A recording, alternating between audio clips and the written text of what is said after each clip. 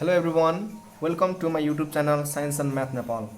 In this channel we discuss about science and math including optional math from grade 5 to grade 12.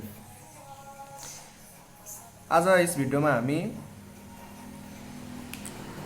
Grade 9 science को important exam oriented questions र त्यसको सोलुसनहरु discuss गर्न जाँदैछौं है। Class 9 मा सोधिने science को important exam oriented questions र त्यसको solution. Okay, ल सुरु गरौँ। आजको फर्स्ट क्वेशन छ question number 1, sketch a closed circuit diagram containing a voltmeter, an ammeter, a shell and a load. Also indicate the direction of current flow in the circuit. How much current flow through the closed circuit if resistance of load is 3 ohm and potential difference of the cell is 1.5 volt.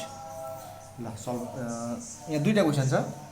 एउटा अगाडिपट्टिको यो drying गर्नुपर्ने छ, अर्को numerical. ल सुरुको question solve गरौँ। सुरुमा भनेको छ स्केच भनेको छ, यानी कि बनाउनु पर्यो। एन्सर गरौँ। एन्सर ल म बनाउँछु, म सँगसँगै बनाउनुस् है। Let's see how to draw the close circuit diagram. Close circuit diagram भने कस्तो हुन्छ त?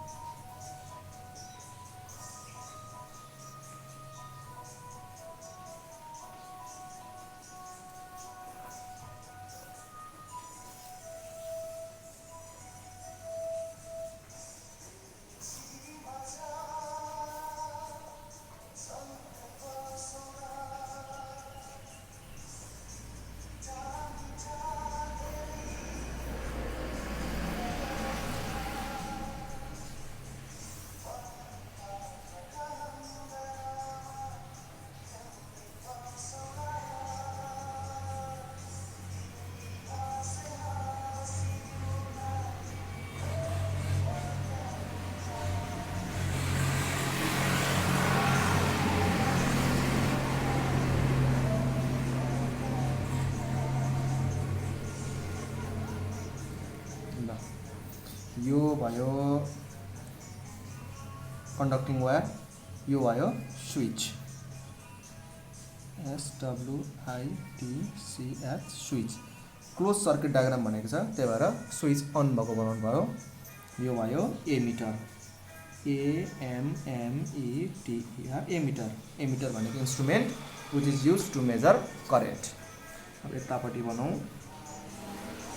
सेल। यो लङ्गर साइड्स पोजिटिभ साइड हो, सर्टर साइड्स नेगेटिभ। यो भयो सेल। अब यहाँनेरि बनिन्छ लोड। यो भयो लोड। लोड। अब भोल्टमिटर चाहिँ कुनै पनि लोडको अगाडि र पछाडिको एन्डमा कनेक्ट गरिन्छ, जसलाई भीले डिनोट गरिन्छ। यो भयो भोल्टमिटर। ल यो एउटा क्लोज सर्किट, स्विच अन छ, त्यही भएर यो भयो क्लोज सर्किट। के छ? सेल पनि छ, एमिटर छ, भोल्टमिटर छ अनि लोड पनि छ। अब सोधेको छ अल्सो भोल्टमिटर भनेको चाहिँ instrument used to measure the voltage or potential difference of a load or any resistance. अब भनेको छ also indicate the direction of current flow. अब डाइरेक्ट करेन्ट चाहिँ कताबाट कता फ्लो गर्छ भन्दाखेरि जहिले पनि करेन्ट फ्लो चाहिँ पोजिटिभबाट नेगेटिभतिर फ्लो भएको देखाउनु पर्छ। यानी कि करेन्ट चाहिँ यताबाट फ्लो हुने भए पोजिटिभबाट यसरी जान्छ, यसरी फर्केर कता आउँछ त? नेगेटिभतिर आउँछ है। यो चाहिँ के भयो त? Directions of current flow. Okay, नाम लेख्दिउँ तलपट्टि। Figure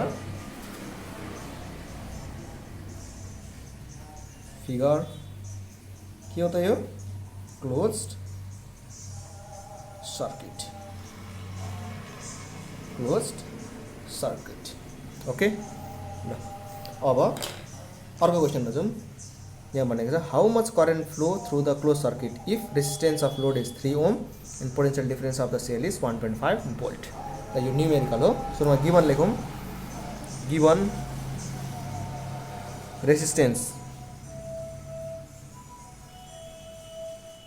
R equals to 3 ohm. त्यसपछि दिएको छ पोटेन्शियल डिफरेन्स यानी कि PD यानी कि एउटा भोल्टेज हो V इक्वल्स टू 1.5 भोल्ट। हामीले पत्ता लगाउनु पर्यो current how much current flow भनेको छ। करेन्ट जसलाई हामी आईले दिनु पर्छौँ equals two what.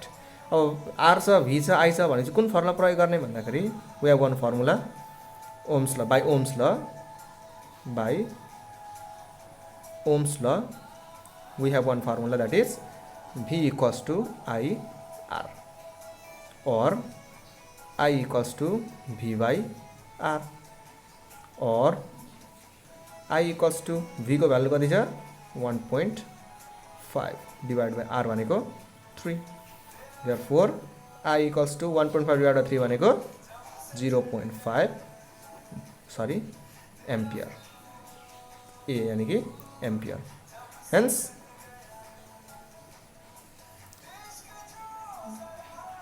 The current flow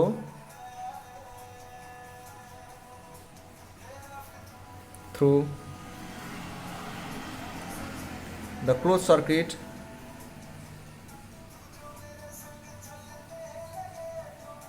is how much 0.5 ampere. Ampere भनेको एसआई युनिट अफ करेन्ट। ल आजको क्वेसन नम्बर 2 छ name any 2 neutral oxides hydrogen can be manufactured by the chemical reaction of methane and water vapour steam in the industrial scale. Answer the following questions. Roman 1 in what conditions does the reaction between methane and water steam take place. Roman 2 write the chemical reaction with balanced formula equation. ल यहाँ पनि दुईटा question छ। अगाडिको name any 2 neutral metal oxides अनि अर्को part भयो। ल सुरु क्वेसन हेरौँ। Name any 2 neutral oxides. Neutral oxides भनेको यस्तो कम्पाउन्ड हो जहाँ जुन चाहिँ एसिडिक पनि हुँदैन बेसिक पनि हुँदैन। ल के हुन्छ त भन्दाखेरि एन्सर हुन्छ एनी 2 न्यूट्रल अक्साइड्स आर के हुन्छ त number 1 carbon monoxide. Carbon monoxide whose molecular formula is CO and the next is nitric oxide molecular formula NO। अब सेकेन्ड पार्टमा जाउँ। सेकेन्ड पार्टले सोधेको छ in what conditions does the reaction between methane and water steam take place. Methane र water steam चाहिँ कस्तो अवस्थामा चाहिँ एक आपसमा रियाक्ट गर्छ अरे त भन्दाखेरि यसरी यसको रोमन 1 को एन्सर हुन्छ methane and water steam. Methane and water steam react in the following conditions.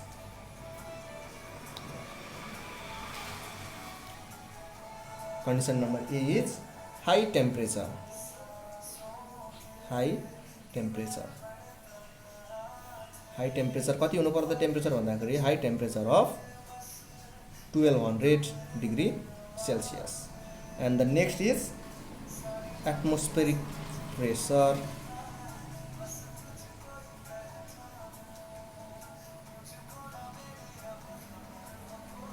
Of 30 atmosphere. ल मिथेन र वाटर स्टिम रियाक्ट गर्नका लागि चाहिँ high temperature of 1200 degree Celsius हुनुपर्छ अनि एटमोस्फेरिक प्रेसर अफ 30 एटमोस्फियर पनि हुनुपर्छ। ओके ल अर्को छ write the chemical reaction with balance formula equation र मिथेन र वाटर स्टिम बिचको केमिकल रियाक्सन लेखौँ। अब के छ त भन्दाखेरि reaction between methane and water steam is लेखौँ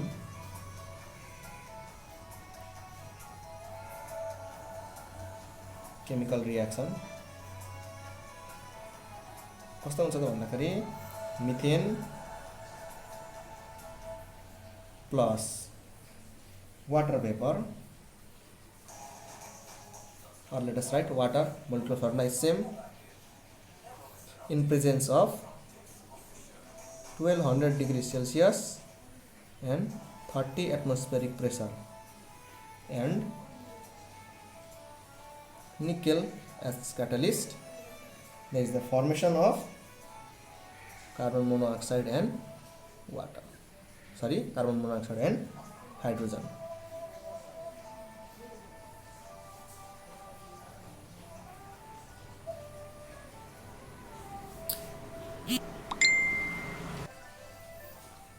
Methane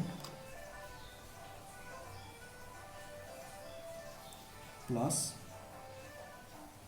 water in presence of at temperature 200 degrees Celsius and 30 atmospheric pressure and nickel as catalyst gives carbon monoxide and hydrogen. Balance chemical equation कस्तो हुन्छ CH4 plus H2O in presence of 200 degrees Celsius temperature, 30 atmospheric pressure, nickel as catalyst gives CO plus 3H2. यो भयो balanced chemical equation. अर्को question छ question number 3 draw a neat diagram of excretory system and डेभल its 4 important parts write any 2 importances of respiratory system. Okay ल यहाँ सुरुमा NEET diagram बनाउनु पर्ने छ है। ल म बनाउँछु हेरेर बनाउनु छ सबैजनाले। एक्सक्रिटरी सिस्टम एन्सर ल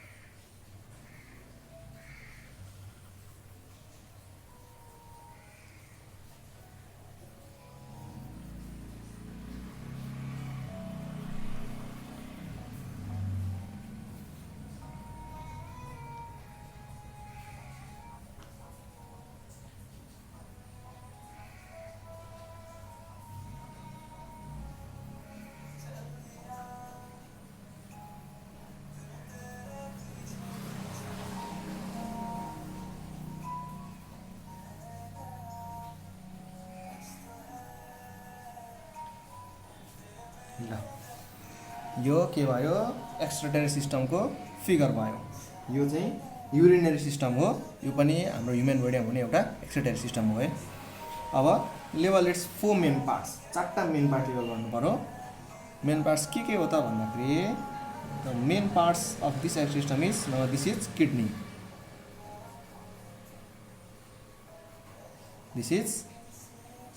this kidney is left kidney and this one is also a kidney and this one is right kidney. Okay, the second important part is this is ureter, ureter, ureter, and this is urinary bladder.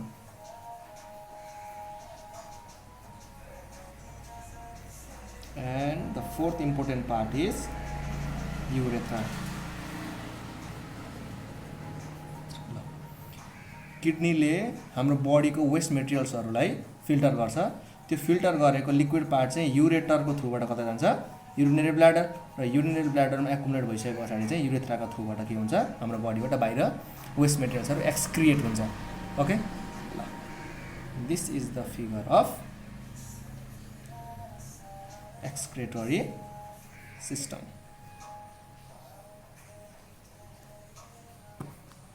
ल अब अर्को question छ, write any 2 importances of respiratory system. त्यो पनि गरौँ। अब the 2 importances or any 2 importances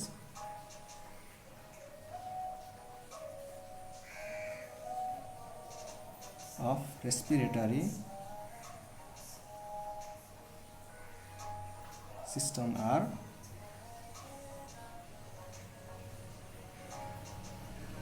number 1, it makes cellular the 2 importance of excretory system respiratory system है। यो एक्सक्रिटरी सिस्टम हो, रेस्पिरेटरीको जस्तो रेस्पिरेटरी भनेको चाहिँ हामीले हाम्रो सास फेर्ने प्रक्रिया जुन छ नि प्रोसेस हैन, यो चाहिँ रेस्पिरेटरी सिस्टममा पर्छ।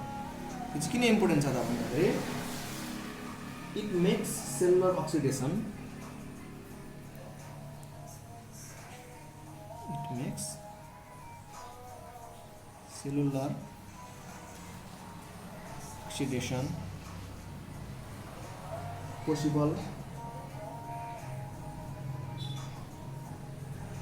by which energy is released.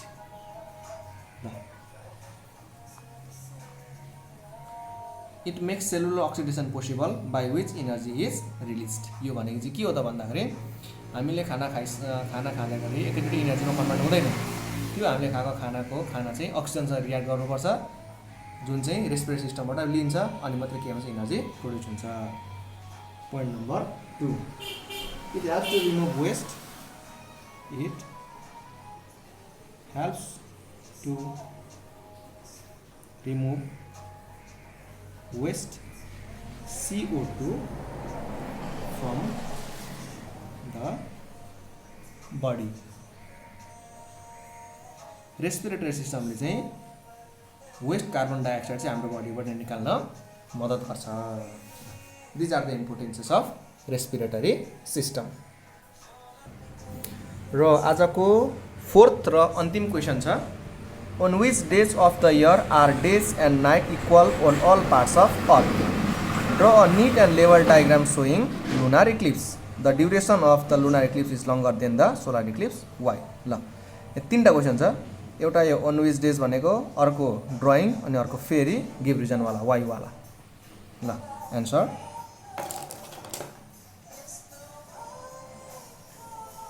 Answer गरौँ। On which days of the year are days and night equal on all parts of the earth? यो यसले के भनेको छ त भन्दाखेरि यो अर्थमा चाहिँ पृथ्वीमा डेज र नाइट कहिले इक्वल हुन्छ त भन्दाखेरि days and nights are equal,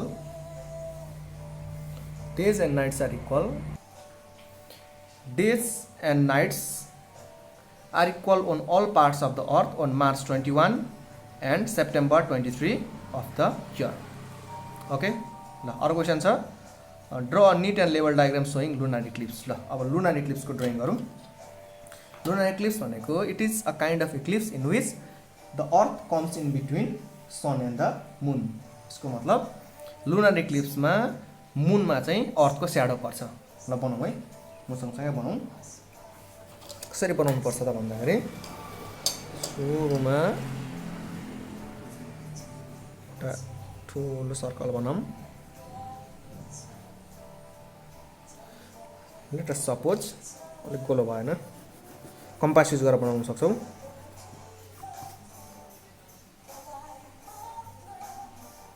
ल let us suppose this is a sun. अब के गर्ने त भन्दाखेरि स्केल युज गर्ने. योभन्दा अलिक सानो अर्थ बनाउने, लगभग बिचतिर.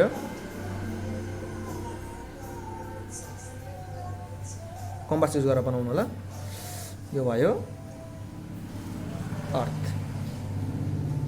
अब हेर त अर्थ त सनभन्दा सानो हुन्छ नि त होइन. अझै मुन के हुन्छ, अझै झन् सानो हुन्छ. एउटा स्केल युज गरौँ. यो चाहिँ के देखाएको त भन्दाखेरि यो चाहिँ सनबाट गएको रे अफ लाइट देखाएको क्या. ल अब यहाँनिर बनाइदिउँ मुन. यो भयो मुन. ओके,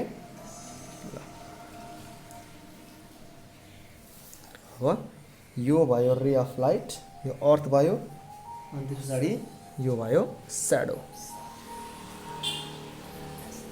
अनि पछाडि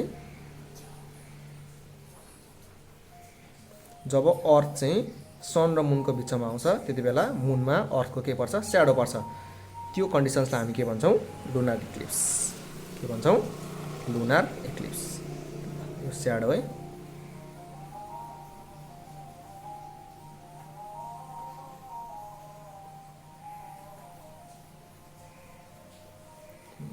अलिक डार्क स्याडो भयो.